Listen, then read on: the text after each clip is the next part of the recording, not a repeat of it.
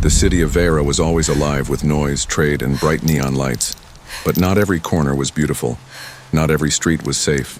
Some alleys were hidden in darkness, where the poorest and the unwanted lived. It was in one of these alleys that a human named Daniel walked one late evening. He had been working at the spaceport all day, fixing cargo crates, but his path home always cut through the shadowed parts of the city. He didn't like it, but it was faster. Tonight, though, something felt different. The air was heavy, the silence was sharp, and even the rats seemed to hide. Daniel slowed his steps, his eyes narrowing. Then he heard it, a weak sound like a cough, like a whisper that had no strength. He turned and saw her. She was sitting against a wall, covered in rags that barely looked like clothes. Her skin was hidden under layers of dirt, her hair tangled into knots, and her face, though partly in shadow, showed a strange alien beauty that had been buried under filth. But what struck Daniel most was not her state. It was how the people around treated her. Two alien merchants walked past, their noses curled in disgust, too dirty to touch. One spat, not even looking at her again. A group of alien children threw small stones at her, laughing as she flinched, but she did not fight back. She did not even cry. Daniel's jaw tightened. He had seen cruelty before. He had seen poverty before. But this was different. This was not just neglect. It was rejection, a complete denial of her as a living being. He took a step closer, ignoring the whispers of the crowd. "Hey," he said softly, his voice carrying more warmth than the neon glow above. "Can you hear me?" Her head moved slightly, eyes blinking through strands of messy hair. Her eyes were large, alien, glowing faintly in the dark like twin moons. They locked on him, confused, almost afraid. "You, human," she whispered, her voice dry, broken, unused.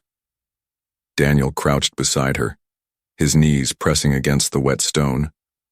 The smell around her was foul, a stench of years without care, but he did not step back. Instead, he reached into his pack and pulled out a small water flask. "Here," he said, holding it to her lips. "Drink." The alien girl hesitated, staring at him as if this was some kind of trick. But her thirst betrayed her. Her trembling hands reached up and held the flask. She drank slowly, coughing, but each drop seemed to bring her back from the edge of death. The crowd nearby began to murmur, "Look at that human touching her.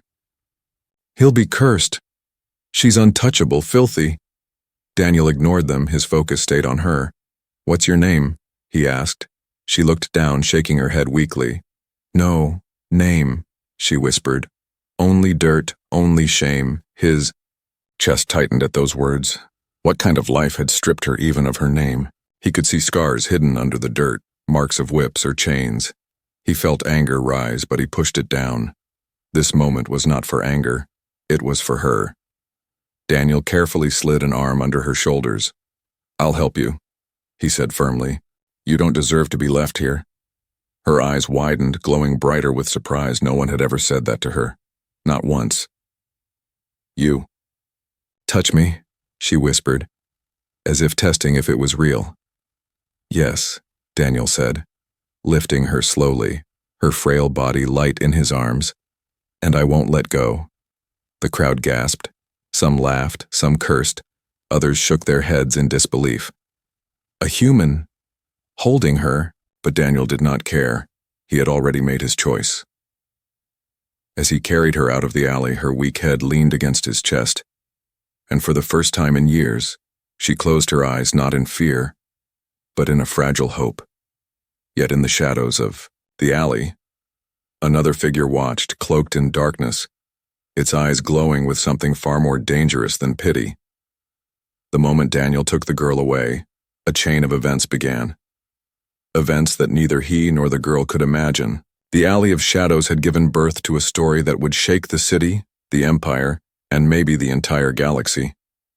Daniel walked carefully through the crowded streets of Vera, the alien girl still weak in his arms. People stopped and stared. Whispers filled the air. Why is a human carrying her?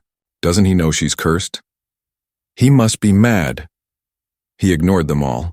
His focus stayed on the fragile figure resting against his chest, her breathing shallow but steady. Every now and then her eyes flickered open, glowing faintly, only to close again in exhaustion. Daniel reached a quieter corner of the city where small food stalls lined the street. The smell of roasted meat and spiced drinks filled the air. He stopped at one stall and placed a few credits on the counter. "Food, something soft and warm soup," he said. The alien vendor looked at the girl in disgust. "For her? She'll poison the pot, human. Take your credits back." Daniel's jaw tightened, but he kept his voice calm. "The credits are good. The food is for her." Reluctantly, the vendor slid a small bowl toward him, muttering under his breath, "Mad human." Daniel carried the bowl to a quiet bench. He set the girl down gently, propping her up with his jacket. She looked small, lost, like a child who had never known safety. "Here," Daniel said, holding the spoon to her lips. "Eat." Slowly, she blinked, confused. "For me?" "Yes, for you," he replied softly. "Don't worry, no one will take it away." Her hands trembled as she took the spoon. She lifted it awkwardly, spilling more than she ate. But with each bite, her eyes grew a little brighter. Her voice, less broken nearby, a few children watched, whispering among themselves. "He's feeding her. Doesn't he fear her curse?" Humans are strange. Daniel ignored them. He only watched her, making sure she didn't choke. When she coughed, he offered water. When she hesitated, he encouraged her gently. After a while, she stopped eating, setting the bowl aside with shaking hands. "Why?" she whispered, her voice low, almost afraid of the answer. "Why you? Help me." Daniel looked at her, at the dirt that clung to her skin, at the shame she carried like a heavy cloak. "Because no one else will," he said simply. "And because you deserve better than this." She stared at him, her glowing eyes wide. A strange sound left her lips. A word, soft and almost broken. "Kyle," Daniel frowned. "What did you say?" She swallowed hard, repeating, "Kyle." Then she touched his hand lightly with her trembling fingers. "It means protector." For a moment, Daniel froze. The word rang in his mind as if it carried more than just meaning. It carried weight. "History, something old, protector," he murmured, tasting the word. She nodded weakly, her lips curving into the faintest shadow of a smile. The first smile she had shown in years. But before Daniel could respond, a group of alien guards marched into the street, their armor clinking, their weapons gleaming. The crowd hushed. Whispers. Turning into silence, one of the guards pointed straight at the girl. "There she is," he barked. "The untouchable. Step aside, human. She belongs to the city law." The girl shrank against Daniel, fear flashing in her eyes. Her hands clutched his sleeve as if letting go meant death. Daniel stood, his body shielding her, his voice steady, but firm. "She's under my care now," the guard sneered. "Your care? You think you can change what she is? She is filth, she is nothing, she was cast out for a reason." The girl trembled, whispering again. "Kyle. Protector." Her voice shaking, desperate. Daniel's eyes hardened. He had seen injustice before. But this was beyond cruelty. This was a crime against something innocent. He placed his hand gently on her shoulder, steadying her, then turned to the guards. "She's not leaving with you." The guards laughed. The leader stepped forward. "You dare defy the law of Vera? Human, you will regret this." But Daniel didn't flinch. "Then so be it," he said, his voice calm, his eyes locked on theirs. The crowd gasped. Whispers erupted. No one had ever stood for her before. No one had ever challenged the guards over an untouchable. The guards moved closer, tension rising, hands on their weapons. The girl pressed herself tighter against Daniel, her glowing eyes filled with tears. But then something strange happened. The symbols hidden under the dirt on her arm faintly shimmered. Like tiny sparks of light, Daniel noticed, his breath catching. The guards noticed too, their faces twisted in alarm. "No, it can't be," one muttered, stepping back. But before anything more could happen, a cloaked figure in the distance raised its head, its eyes burning with interest. It had been following Daniel since the alley, watching, waiting, and now, smiling. Daniel didn't know it yet. But feeding her, protecting her, had already set a path that could not be undone. The first step of kindness had awakened something dangerous, something powerful, and the galaxy had just begun to notice. Daniel's small room was hidden above an old repair shop near the spaceport. It was simple, with little more than a bed, a wooden chair, and a wash basin, but compared to the cold streets of Vera, it was a palace. He laid the alien girl gently on the bed, her body shaking, her breath uneven. She looked around with wide, uncertain eyes, her fingers clutching at the blanket as if afraid it would vanish. "You're safe here," Daniel said quietly, setting down his pack. "No one will hurt you." She stared at him, distrust still in her gaze, but behind it was something else. Confusion, as if she couldn't understand why he was doing this. Daniel filled the basin with warm water, steam rising in the cool room. He placed a clean cloth beside it, then turned back to her. "You need to be cleaned," he said softly. "The dirt isn't who you are." Her eyes widened. She shook her head violently, whispering, "No." "No touch. Too dirty." Daniel knelt beside her, his voice calm, steady. "You're not dirty to me." For a long moment she just stared, as if waiting for him to laugh, to recoil like everyone else, but he didn't. His expression didn't change. It was steady, patient, real. Slowly, he dipped the cloth into the water, wrung it out, and held it toward her. "I won't hurt you," he promised. "Just trust me." Her trembling hand reached out, hesitated, then touched the cloth. The warmth shocked her. Her breath hitched. She pressed it against her arm, wiping away layers of grime. Daniel helped, gently wiping her face, careful with every motion as if she was made of glass. The dirt came off slowly, revealing pale alien skin beneath, glowing faintly under the light. Her reflection in the cracked mirror across the room startled her. For the first time in years, she saw herself. Not the dirty untouchable the city had cursed, but a girl with features sharp and strange, eyes that glowed with life, and markings on her body that looked like ancient symbols. Tears slipped down her cheeks, mixing with the water. I look different," she whispered, voice breaking. Daniel's chest tightened. "You look like yourself," he said firmly. "You're not filth, you're not nothing. You're you." Her lips trembled. She tried to form words, but couldn't. Instead, she let him continue, her head bowing as if ashamed of her own tears. Piece by piece, Daniel cleaned the scars and wounds hidden under the layers of dirt, each mark telling a story of chains, beatings, and abandonment. She flinched at every touch, but Daniel's hands never turned harsh, never pulled away in disgust. Instead, he whispered calm words. "It's all right. You're safe now. No one can hurt you here." Finally, he poured warm water carefully over her tangled hair, the filth running off like dark rivers into the basin. Her hair, once matted and dull, now glimmered faintly under the lamplight, strands of silver and deep blue shining through. Daniel paused, stunned. You're beautiful," he said without thinking. Her eyes shot to his, wide and shocked. No one had ever said that to her before, not once. For a long moment, silence filled the room, broken only by the dripping of water. Then she whispered, voice so soft it almost wasn't there. Why do you see me like this?" Daniel's answer was simple, steady. "Because I see the truth." She closed her eyes, more tears falling. But this time, they weren't from pain. They were from something new, something she didn't understand. Hope. When the bath was done, Daniel wrapped her in a clean blanket, warm and soft. She held it tightly as if afraid it would be taken from her. "You deserve dignity," Daniel said, sitting down on the chair, exhaustion in his voice, "and no one can take that from you anymore." She looked at him, her lips moving slowly. "Name," she whispered. Will you give me a name?" Daniel blinked, caught off guard. "You don't have one?" She shook her head, eyes glowing faintly in the lamplight. "No name, only dirt. But you, Kale, protector, you can give me."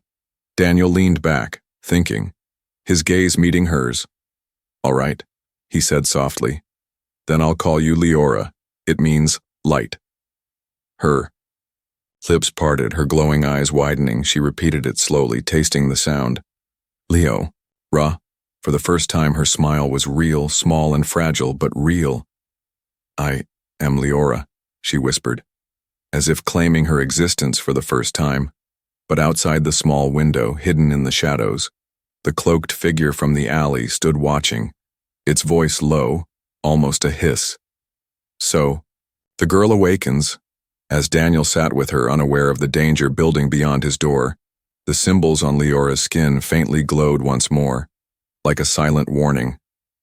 The bath had washed away the filth, but it had also revealed something far greater, something the city had tried to bury, something the galaxy had long forgotten, and now it was stirring. The night in Vera was never quiet. The city pulsed with noise, machines humming, neon lights flickering, voices rising in markets that never slept. But inside Daniel's small room, the world was calm. The girl, no, Leora, sat wrapped in the blanket, her hair still damp from the bath, her glowing eyes reflecting the lamplight. She whispered her new name again and again, almost afraid it might disappear if she didn't hold on to it. Leora, she murmured. I am Leora. Daniel leaned back in his chair, watching her carefully. He had seen many strange things in his time working across colonies, but nothing like this. Giving her a name felt like more than kindness. It felt like unlocking something forgotten. You'll need to rest, Daniel said. Your body is weak. You've been through too much. Leora shook her head slowly, her voice still fragile. If I close eyes, bad dreams come. Daniel frowned. Dreams? She nodded, clutching the blanket tighter. Shadow, chains, fire. Her glowing eyes dimmed with fear. And voices calling me. Curse, curse, curse. Daniel's chest tightened. He wanted to tell her it was only fear, but he couldn't ignore the faint symbols he had seen glow on her arms when the guards appeared earlier. Something about her was not just tragedy, it was mystery. Still, he forced a smile. Then I'll keep the lamp burning, no shadows tonight. She looked at him surprised, her lips trembling. You stay? Yes, Daniel said simply. I'll stay. For the first time, she lay back on the bed without trembling, her eyes closing slowly, sleep pulling her into its fragile hold. Daniel watched until her breathing steadied, then leaned back, exhaustion, dragging at him too. But outside, the city was not resting. The guards who had seen her earlier were reporting to their captain, their voices filled with unease. The markings, we saw them glow, one guard said nervously. She is not just filth, she is marked. The captain narrowed his eyes. Then it is true. The prophecy still lingers. Should we take her? Another guard asked. Not yet, the captain growled. The council must decide. But keep watch, the human must not leave the city with her. Back in the small room, the night stretched on. Leora stirred in her sleep, her lips moving silently, strange words spilling out that Daniel could not understand. He leaned forward, listening. The words were alien, old and heavy like a forgotten language, but one word repeated again and again. Kyle. Kyle. Kale. Daniel sat frozen, his chest tightening. She was calling him even in her dreams, not his name, but the name she had given him. Protector. When dawn broke, Leora woke slowly, blinking against the pale light through the cracked window. She looked at Daniel, still sitting in the chair, his head bowed in shallow sleep. Her heart ached in a way she didn't understand. No one had ever stayed for her before. No one had cared enough to lose sleep for her. Quietly, she whispered. Thank you, Kyle. Daniel stirred, lifting his head. You should eat, he said, rubbing his tired eyes. There's some bread left. She nodded, taking the food carefully, every movement cautious, like someone still expecting it to be snatched away. But Daniel didn't touch her plate. He only watched to make sure she was all right. After a while, she asked softly, Why name Leora? Why light? Daniel looked at her, then at the faint morning glow seeping into the room. Because even in the darkest place there was light in you. I saw it in your eyes when no one else did. Her glowing eyes filled with tears. She bit her lip to stop. Them but one slipped down her cheek. She touched it with trembling fingers, whispering, "Light. Yes, I will be light." But as she spoke, the symbols on her arm shimmered faintly again. Not just marks. They looked like old runes, shifting and glowing softly under her skin. Daniel saw it, his breath catching. "Leora, what are those?" She froze, pulling the blanket around herself, fear flashing in her eyes. "No, do not ask." "Curse, curse." Daniel shook his head firmly. "Not a curse," he said, his voice steady. "Something more, something hidden." She looked at him, torn between fear and trust, then whispered, "My tribe said I was danger. They cast me out. No name, no place. Only dirt." Her voice broke. "I thought it was true." Daniel leaned closer, his voice steady. "They lied to you, they feared you, but I don't. I see you, Leora." Her lips parted, hope flickering in her glowing eyes. "You not fear me?" "Never," Daniel said, and he meant it. Silence filled the room, heavy but gentle. Then Leora whispered again, almost to herself, "Then, maybe I am not curse. Maybe I am chosen." At that moment, outside the room, footsteps echoed. In the narrow hall, heavy boots stopping just beyond the door, Daniel's hand instinctively moved to the small blade he kept hidden, his eyes narrowing. The door rattled once, then fell silent. Leora clutched the blanket, her voice shaking. "They come for me." Daniel stood, his voice calm but sharp. "Then they'll find me waiting." The name he had given her had changed everything. She was no longer nameless, no longer nothing, but it also painted a target on both of them. And soon the world outside would test what the name truly meant. The door did not open that night, but the sound of footsteps outside still haunted Daniel's mind. He sat awake for hours, listening to the faint noises of the city beyond the thin walls. Beside him, Leora had finally drifted into uneasy sleep, her new name still on her lips, her glowing eyes hidden behind closed lids. Daniel stood quietly and looked at her. She was curled tightly under the blanket as if afraid someone might rip it away. He sighed, realizing the small chair and rough floor would not be enough for her recovery. She needed more than food and water. She needed rest, real rest. He glanced at the bed, his only one. For years it had been his place of refuge after long, grueling days at the docks. But now, looking at her trembling in her sleep, Daniel made his choice. When morning light crept through the cracked window, he shook her gently. "Leora, wake up." Her glowing eyes opened slowly, fear flickering for a moment before she remembered where she was. She looked at him, confused. "You did not leave?" Daniel shook his head. "I said I'd stay, and I will." She sat up weakly, the blanket still wrapped around her. Daniel pointed to the bed.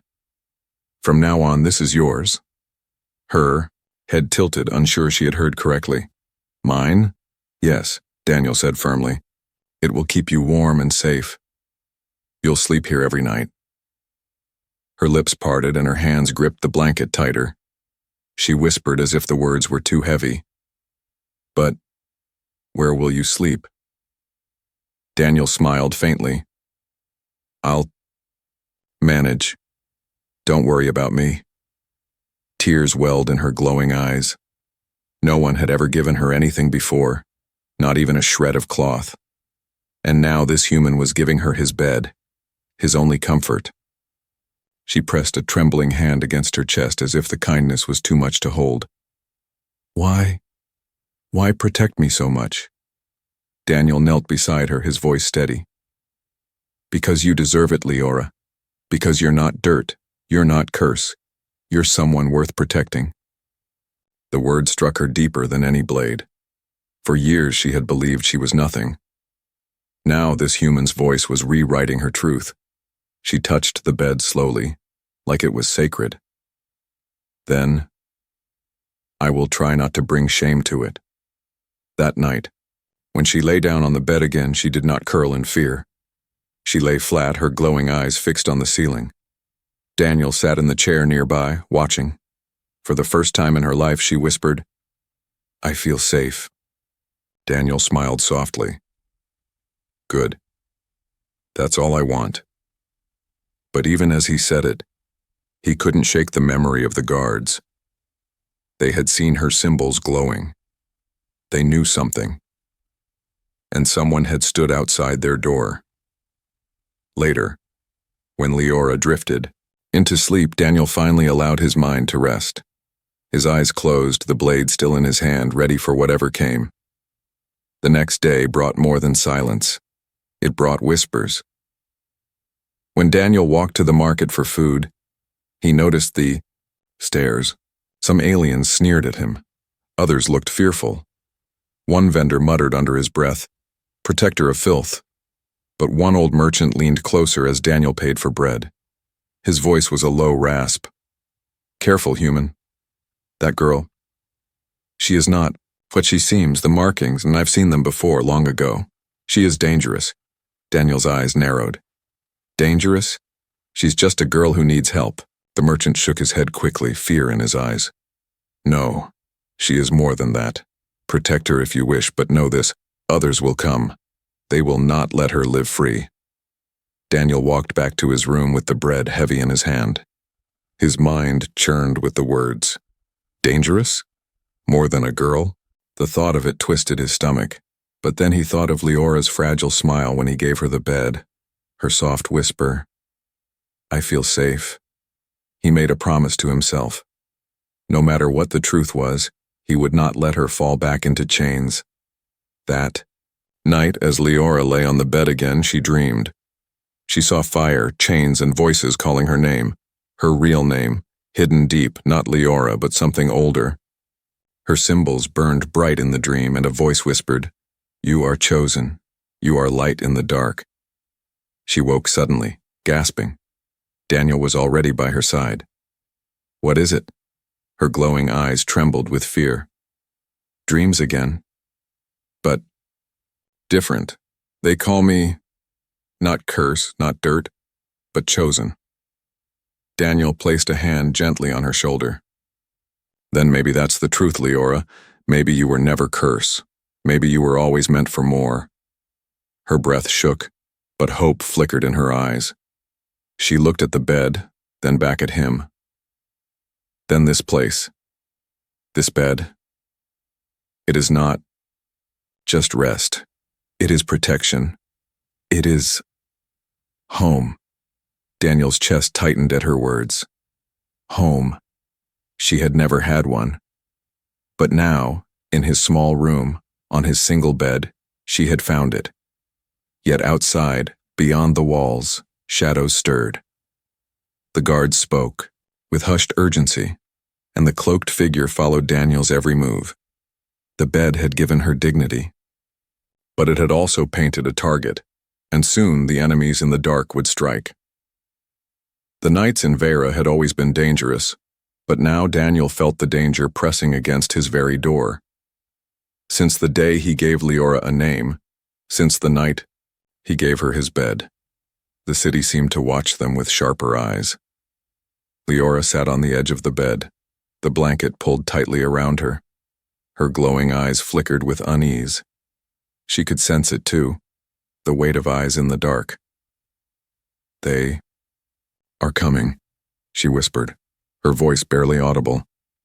Daniel checked the blade he kept at his side, then looked at the door. "Let them," he said calmly, though inside his heart beat fast. "I won't let them take you." The sound of boots echoed in the hallway, heavy and deliberate. Then silence. Daniel tensed. The doorknob rattled once, twice, but did not open. Whoever stood there was testing his resolve. Leora pressed closer to him, trembling. "The guards, they will not stop." Daniel crouched in front of her, steadying her shaking hands. "They'll find I'm not easy to move," he said firmly, "and you are not theirs to take." For a moment her glowing eyes softened. "Kale," she whispered, the word for protector, as if it was her anchor in the storm. Then a loud crash came from the street below. Daniel rushed to the window. Down in the alley, shadows moved. Figures in dark cloaks, their faces hidden, their eyes glowing faintly red. They weren't city guards. They were something worse. "Who are they?" Daniel muttered. Leora gasped, her whole body stiffening. "Hunters," she whispered, fear flooding her voice. "They come for the marked." Daniel's jaw tightened. Hunters. That explained the cloaked figure he had seen before. Someone had been following them, waiting, watching. Now the hunters were here, and they weren't bound by law or mercy. The door suddenly shook under a heavy strike. Dust fell from the ceiling. Leora cried out, clutching the blanket. Daniel raised his blade, his voice low but steady. "Stay behind me, no matter what." The door splintered as another strike landed. A crack spread down the wood.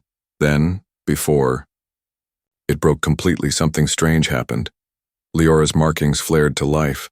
The symbols along her arms and neck glowed bright, casting blue-white light across the room. The hunters outside paused, murmuring in shock. "She awakens," one hissed through the door. Daniel glanced at her, stunned. The light wasn't just glow.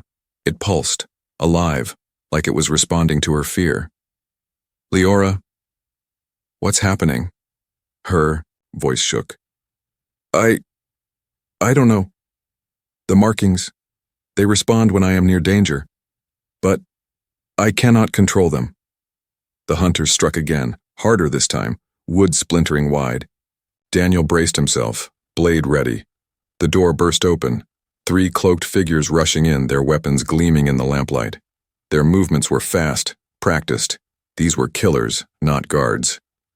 Daniel lunged, his blade slashing across the first attacker's arm. The hunter hissed, stumbling back. The second swung a curved weapon, but Daniel ducked, kicking the man into the wall. The third raised a strange staff, glowing at its tip, aiming it directly at Leora. "No!" she cried, her markings blazing even brighter. A shockwave burst from her body, knocking the hunter back into the shattered doorframe. The lamp flickered wildly, nearly going out. Daniel froze for a heartbeat, stunned. Leora had done that without touching him. Pure energy, born from her body. The hunters hissed among themselves, regrouping. "She is the one, the light bearer," one growled. "Take her alive." Daniel stepped in front of her, blade raised. "You'll have to kill me first," the leader sneered. "Easily done, human." They rushed again. Daniel fought with everything he had, striking fast, blocking blows, but they were many, and he was only one. Still, he refused to fall back. Each time they tried to reach Leora, his blade drove them back. Behind him, Leora clutched the blanket, shaking. She wanted to help, but fear chained her body. Yet the symbols burned hotter, brighter, pulsing in rhythm with Daniel's heartbeat, as if his protection fueled her hidden power. The hunters finally withdrew, hissing in frustration. One pointed at Leora. "The prophecy is real. She carries the light. But the protector delays her awakening. Next time, he will not." They vanished into the shadows, leaving the door broken and the room trembling with silence. Daniel breathed heavily, lowering his blade. His arms ached, his chest heaved, but he was still standing. He turned to Leora, who stared at him with wide, glowing eyes. "You fought for me," she whispered. Daniel wiped blood from his arm, nodding. "I told you, I won't let anyone take you." Her lips trembled and she whispered again, almost like a vow. "Kyle." But as she spoke, the markings on her body dimmed, fading back beneath her skin. Daniel frowned, questions burning in his mind. Hunters, prophecy, light-bearer. None of it made sense, but one thing was clear. Protecting Leora meant facing not just guards, but something much bigger, much darker. And in the shadows outside, the cloaked leader whispered into a communicator. "She lives. The human shields her. Prepare the council. The light-bearer has been found." Inside the broken room, Daniel looked at the shattered door and tightened his grip on his blade. The threat in the dark had revealed itself. But the real war was only beginning. The night after the attack was heavy with silence. Daniel had repaired the door as best as he could, hammering wood scraps into place, but both he and Leora knew it would not stop hunters if they returned. The room smelled of smoke and fear, but also of something new. Hope. Leora sat on the bed, her glowing eyes fixed on Daniel as he wrapped a cloth around the cut on his arm. She wanted to speak, but words tangled in her throat. Finally, she whispered, "You bled for me." Daniel looked up, his voice steady. "It's nothing. I've had worse." Her gaze trembled. "No one ever shed blood for me. Not even my own people. Why you?" He placed the blade aside and sat on the chair. His tired eyes softened. "Because you're worth it, Leora. You always were.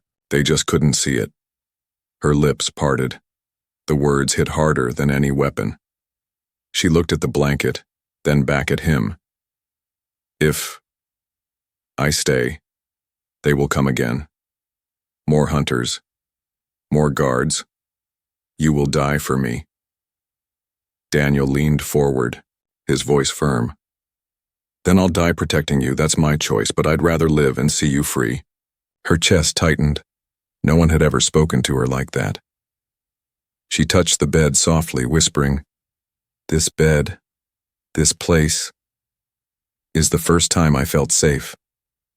If I must face death, I want to face it. Beside you." Daniel blinked. Silence, stretching between them. Then he smiled faintly. "Then stay beside me, no matter what comes." The following days were tense. Whispers spread through the city. The untouchable was no longer hidden in alleys. She was alive, named, and protected by a human. Some spat curses when Daniel walked by. Others looked at Leora with fear or awe. But the greatest danger came not from the streets. It came from the Council of Vera. Inside their high chamber, the guards and hunters reported. "She bears the light," one said grimly. "The markings prove it. The human interferes, but he cannot delay forever." The council elder's voice was sharp. "Then bring her, alive. The prophecy says the light bearer will rise with a protector. If she is allowed to awaken fully, she could change the balance of the galaxy." A silence followed. Then the elder hissed, "She must belong to us, or she must die." That night, Daniel and Leora prepared to leave the city. Daniel had packed food, water, and a small map of the trade routes beyond the walls. "We can't stay," he said. "The hunters won't stop. We need to find somewhere they can't reach." Leora nodded slowly, but fear still lingered in her glowing eyes. "If I leave, the council will not forgive you. You will be hunted too." Daniel strapped his pack over his shoulder. "Then let them hunt. I'm not abandoning you." Her lips trembled, then curved into the smallest smile. "Kyle, protector, always." They slipped into the night, moving through narrow alleys, avoiding patrols. The city was alive with noise, but in the shadows it was a labyrinth of danger. Every corner felt like eyes watching, every sound like footsteps chasing. At one point they paused near the city gates. A squad of guards marched past, their weapons gleaming. Leora pressed close to Daniel, her hand clutching his sleeve. He whispered softly, "Stay calm. We'll get through." But just as they neared the outer wall, shadows emerged from both sides, hunters cloaked and armed. The leader stepped forward, his voice like steel. "You cannot run. The girl belongs to us." Leora froze, fear trembling through her body. Daniel pushed her gently behind him, blade flashing in the dim light. "She belongs to no one," he growled. "She walks with me." The hunters lunged. The clash was fierce, steel against steel, shadows against flesh. Daniel fought with all his strength, blocking, striking, refusing to yield. One hunter fell, another staggered back, but more pressed in. Then Leora cried out. Her markings blazed, brighter than ever, flooding the night with light. The hunters shielded their eyes, hissing in pain. The ground shook as a pulse of energy erupted from her body, scattering them like leaves in the wind. Daniel turned, eyes wide. Leora stood glowing, her fear burning into strength. For the first time, she wasn't just surviving. She was fighting. The leader of the hunters staggered to his feet, snarling. The prophecy is true, the Lightbearer has chosen her protector, but this is not the end. With those words, he vanished into the darkness, his vow hanging in the air. Silence fell. The city wall loomed ahead. Leora's glow dimmed, leaving her trembling, exhausted. Daniel caught her before she collapsed. "You did it," he whispered, his voice full of awe. "You saved us." She leaned against him, her voice weak but steady. "No, we saved each other." He looked at her, at the girl who had once been called too dirty to touch, now shining brighter than the stars. And he knew then, without doubt, her place was not in chains, not in shadows. Her place was here, beside him. Together, they stepped beyond the city gates into the unknown night. The hunters would return, the council would not forget, but it didn't matter. For the first time, Leora was not nameless, not untouchable. She was Leora, and she walked with her protector. Whatever waited beyond, they would face it side by side, and the galaxy would never be the same.